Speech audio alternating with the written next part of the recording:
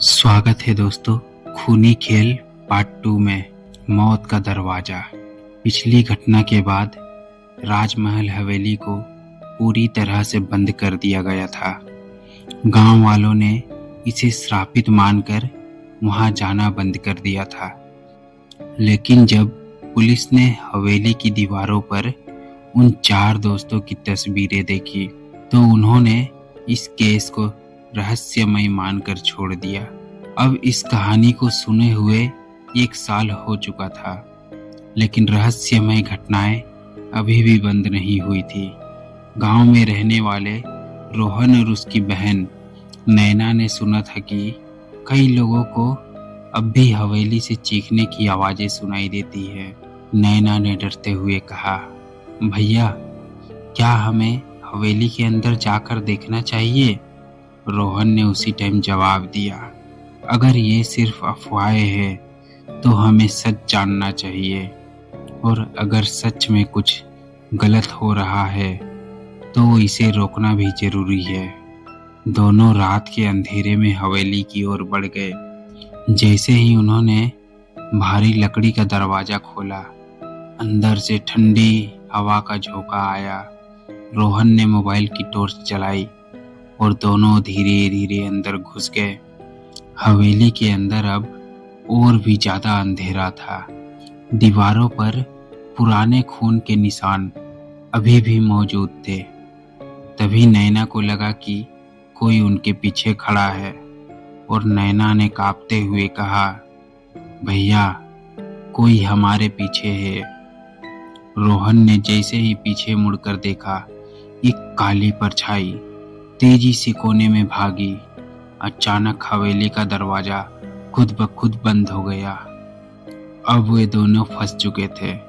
वे हवेली के उस हॉल में पहुंचे जहां 4 दोस्तों की पेंटिंग टंगी थी, लेकिन अब वहां सिर्फ 3 तस्वीर थी, राहुल, करण और प्रिया की। सिमरन की तस्वीर गायब थी। रोहन ने हैरान होकर कहा, मतलब सिमरन अभी भी जिंदा हो सकती है? तभी हवेली की ऊपरी मंजिल से किसी के पैरों की आहट सुनाई दी। वे दोनों डरते डरते ऊपर गए। वहां एक बंद दरवाजा था जिस पर खून से लिखा था, जो इस दरवाजे को खोलेगा वह खुद इसका हिस्सा बन जाएगा। रोहन ने बिना सोचे समझे दरवाजा खोल दिया। अंदर एक अंधेरा कमरा था और कमरे के कोने में कोई बैठा था। नैना ने कांपते हुए पूछा, सिमरन, क्या सिमरन हो? वो लड़की धीरे धीरे उनकी ओर बढ़ी, लेकिन जैसे ही चांदनी उसके चेहरे पर पड़ी, उसकी रूह कांप गई। वह सिमरन नहीं थी, वह कोई और थी, एक आत्मा जो सिमरन की तरह दिखती थी। अचानक वह तेजी से चीखते हुए उनकी ओर बढ़ी। रोहन और नैना ने भागने की कोशिश की, लेकिन हवेली की छत से कई काले हाथ नीचे गिरने लगे। आखिरी बार रोहन ने नैना की चीख सुनी और फिर सब कुछ अंधेरा हो गया। सुबह जब गांव वाले हवेली में पहुंचे तो उन्हें कोई नहीं मिला, लेकिन दीवार पर अब 2 और नई तस्वीरें जुड़ चुकी थी, रोहन और नैना की, और दोबारा से वहां लिखा हुआ था, जो यहाँ आया वो कभी वापस नहीं गया। तो दोस्तों जारी रहेगा ये कहानी। इसके आगे क्या होता है हम देखेंगे इसके नेक्स्ट पार्ट में।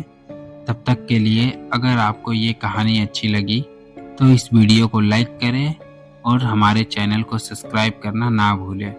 धन्यवाद।